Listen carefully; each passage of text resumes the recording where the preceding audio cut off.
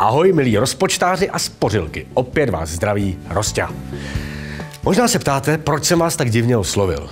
No, předpokládám totiž, že se chcete naučit správně zacházet s penězi, což vám pomůže, abyste se nedostali do dluhů, nebo jak se dřív říkalo, abyste neskončili pod mostem.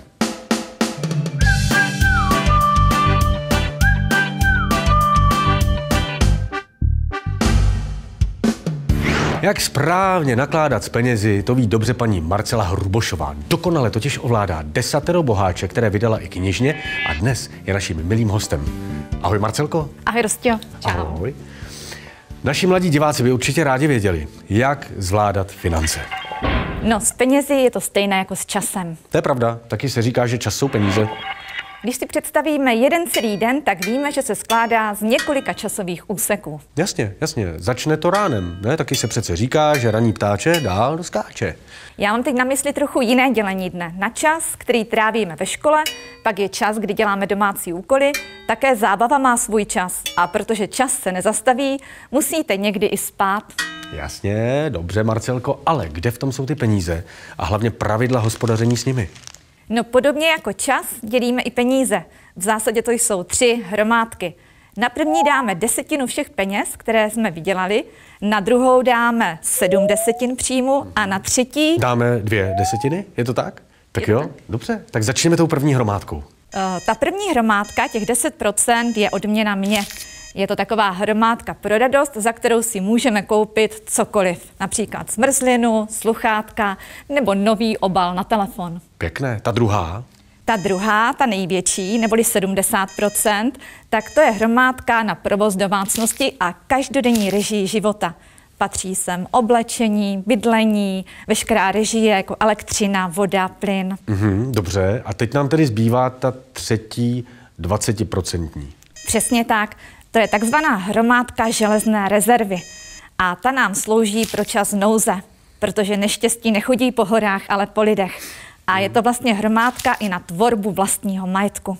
No, myslím, že s touhle hromádkou mají lidé velký problém. Finanční rezerva je velice důležitá a mohlo by se stát, pokud nebude, že nebudou mít lidé na zaplacení ani režie života, ani jídla, ani dalších potřebných věcí. Dobře, no Marcelko, řekni mě ale a ruku na srdce, kolik lidí právě takhle hospodaří. To máš pravdu, Rostio.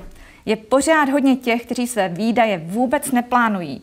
Žijí prostě ze dne na den.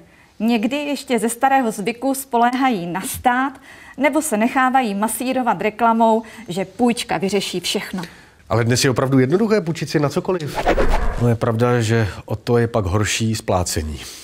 A tomu říkáme dluhová past, protože si na jednu půjčku půjčím druhou. Marcelko, ale co když vydělávám málo?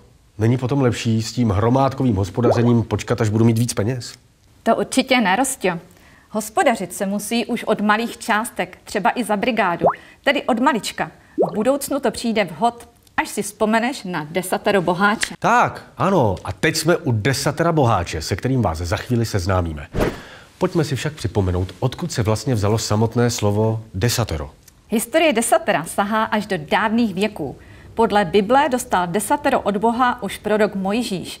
Bylo tam 10 zákonů, pravidel, podle kterých by měli lidé žít.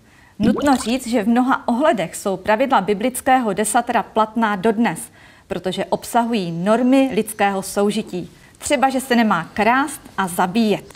A taky, že se má třeba odpočívat. Ano, každý má právo na odpočinek, ale taky na spravedlivou odměnu, pokud tedy odvádíme poctivou práci. Ale co když má člověk pocit, že vydělává málo, že není za svou práci dobře placený? Takový těžko zbohatne. Tak to je častý omyl. Boháčem se může stát každý, protože bohatství není jen o penězích, ale o tom, co umíme.